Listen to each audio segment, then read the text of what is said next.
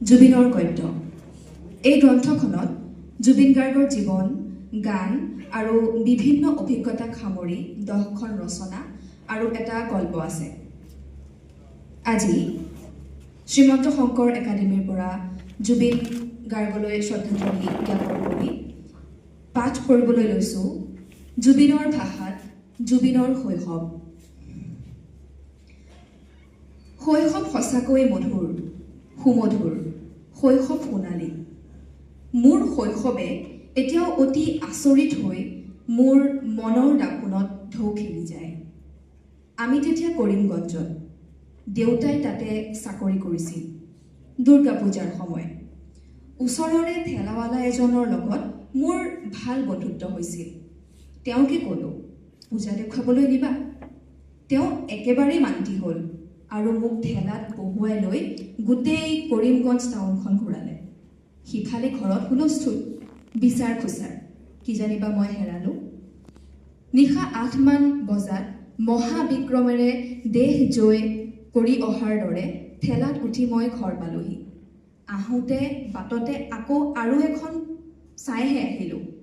মোৰ বাবে প্ৰথমবাৰ বিমানত উঠাতকৈও ৰোমাঞ্চকৰ আছিল সেই ঠেলাত উঠি কৰা কৰিমগঞ্জ ভ্ৰমণ। এইবাৰ আহিলোঁ তৰাজানৰ কাকতি গাঁৱলৈ। এদিন মই এটা ঘটনা কৰিছিলোঁ। আমাৰ কাষৰে এঘৰত এজাক ৰাজহাঁহ আছিল। সিহঁতৰ ওপৰত মোৰ খং বহুদিনীয়া। মোক দেখিলে গোটেই জাকে খেদি আহে। এদিন তাৰে এটাক টঙনিয়াই মাৰি পেলালোঁ। ৰাজহাঁহৰ মালিকে কথাটোত বৰ দুখ পাইছিল। পিছলৈ তেওঁক ৰাস্তাত দেখিলেই মই দূৰতে বিদুৰ হওঁ। তেওঁ মোক লগ পালেই ৰাজহাঁহৰ দাম খুজি ভয় খুৱায়, ধেমালিতে। মোৰ উৎপাতত থাকিব নোৱাৰি যোৰহাটৰ কাৰ্মেল স্কুলত মোক নাম লগাই দিলে। তেতিয়া মোৰ বয়স 3.5 বছৰ। সদায় পাপুৱে, দেউতাক মই পাপু বুলি মাতোঁ। ৰাতিপুৱাই হাতত 2টা চকলেট দি মোক বাছত তুলি দিয়া এতিয়াও মনত পৰে।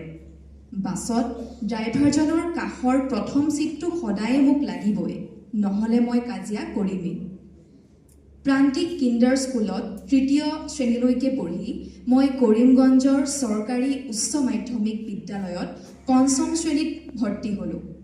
ইতিমধ্যে মই তবলা শিকা আৰম্ভ কৰিছিলোঁ মোৰ গুৰু ৰবীন বেনাৰ্জীৰ ওচৰত।